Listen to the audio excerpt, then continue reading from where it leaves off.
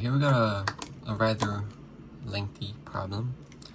We got x over 2 divided by the third power of x plus 1 equals 120 over x. What is x? Alright, to start this one off, we're going to need to use u sub on the x plus 1 here. We're just going to set u, just do in this top corner, u equals x plus 1, which means x equals u minus 1, if you just subtract a 1 from both sides up here. And then we just replace every x plus 1 with u, and then every x with u minus 1. So we're going to be left with u minus 1, well, u minus 1 plus 2 is just going to be u plus 1 over u cubed equals 120 u minus 1.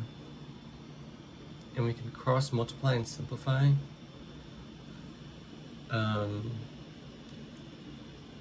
Just multiply both sides by u cubed times u to the u minus 1. So I said that kind of weird, but you just kind of do this on both sides, multiply. So we're going to be left with u minus 1, u plus 1, and then u minus 1's cancel out, so we're just equals to 120 times u cubed. And then use the difference of squares for this side to kind of shingle this down into kind of one shingle. So we got u squared minus 1 equals 120 u cubed. It's kind of like curving down to the right there. And then we could rearrange everything into a standard like cubic equation. So we could kind of, this is u squared minus 1 equals 120 u cubed. We could kind of just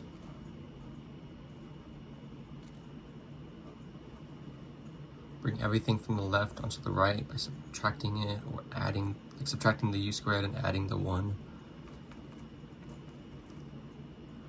And then now we gotta solve for u.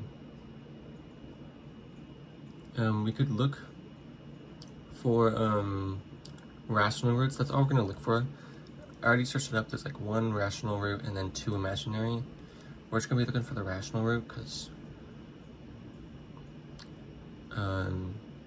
yeah, probably the reason, or a good one. But we can look for rational roots using the rational root theorem and testing a few small fractions that are factors of 120 and what's it called?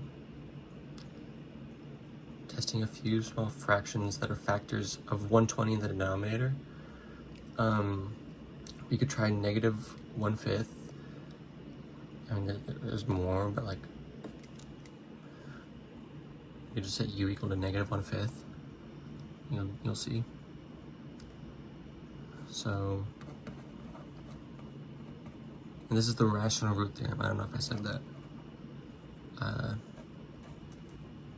don't know how to explain it.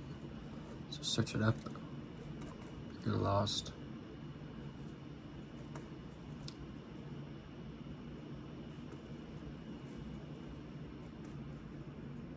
That's a negative 1 over 125. Kind of curving again. Minus 125, 1 over 25, plus 1. I kind of wrote this weird. This is 120 times negative 1 over 125 minus 1/25 plus 1. And then this is equal to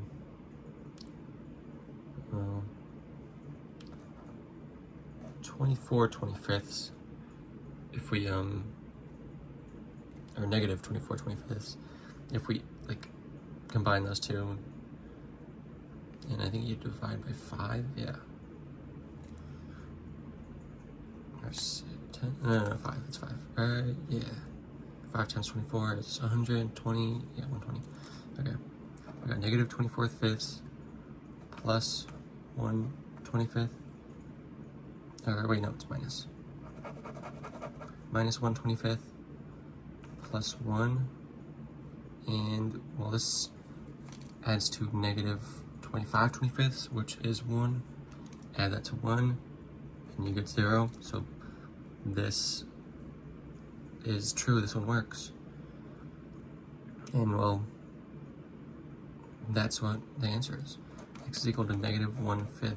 There are imaginary numbers, or imaginary roots, or answers, or whatever, but I'm only looking for the rational one. Rational one.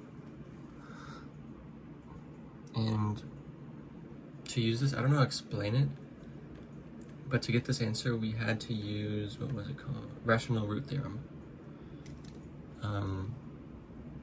Yeah, we were able to get here without rational root theorem, and that's where we started testing smaller fractions. Just search up a video. I could not explain it better than, I don't know, organic chemistry, or I might mess something up and screw you guys over.